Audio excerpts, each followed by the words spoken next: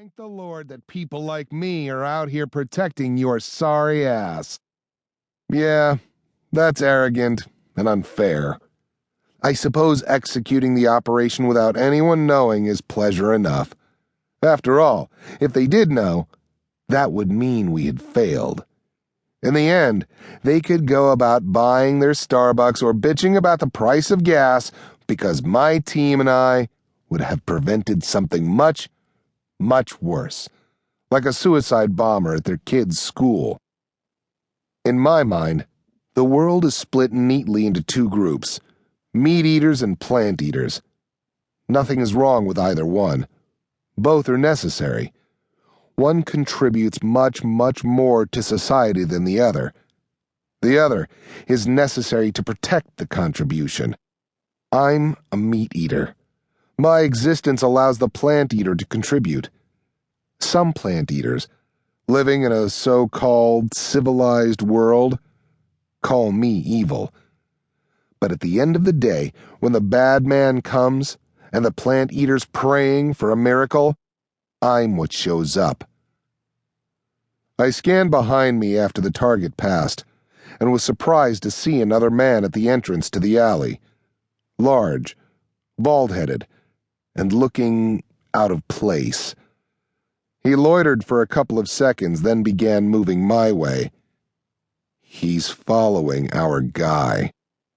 All elements, this is Pike. We've got a trailer with the target. Stand by. Bull, the trigger for the takedown, said, "You sure it's not a ghost?" Bull was asking if I was seeing things that weren't really there.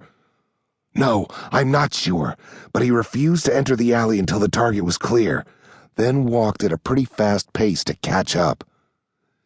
If he was tracking our man, I had no idea why. We had no intel indicating the target had any security or that anyone else wanted him. The guy could be police, a rival group, or even a counter-surveillance effort protecting the target. Or he could be a lost tourist, and I was jumping to conclusions. Either way, Baldy and anyone else with him would have to be separated from the target. If he was a tourist, it would take care of itself. If not, that left my team. And once we executed, we would need to be pretty damn swift, because after we got rid of this guy, his people would know someone else was on the ground and interested in the same target. I gave a description of the trailer and watched him take a seat in the coffee shop, confirming my fears. Okay, listen up. We're going to keep the plan. If Baldy's not a ghost, he'll follow our target into the planned kill zone. We'll let the target go through, then take him out. Acknowledge. Pike, this is Knuckles. We can't duplicate this hit twice in one day. We're going to lose the target. We need to develop the situation, not start thumping people willy-nilly. We won't lose the target, because you're going to tag him at his table. Using that beacon, we'll take him down at the parking garage to his apartment. That was our contingency plan anyway. It'll just be 2 hits instead of 1. Pike, that damn beacon hasn't worked yet. We keep getting false positives. We're liable to take out some old lady. Knuckles was my second in command, or 2IC. He's a squid, but I don't hold that against him since he's a SEAL. He's just like me, only he picked the wrong branch of service.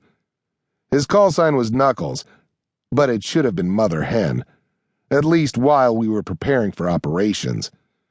Once we were engaged, it would be something like death-dealing slaughter monster. Right now, Knuckles was in Mother Hen mode. He was a finicky perfectionist, someone who wanted to ensure that every piece of kit, tactic, or technique was absolutely perfect before being used on an operation. It wasn't that he was rigid, since he was one of the best on fluid operations. And he did have a point. If everything's perfect when you start, then working through contingencies, or what we call flexing, is that much easier.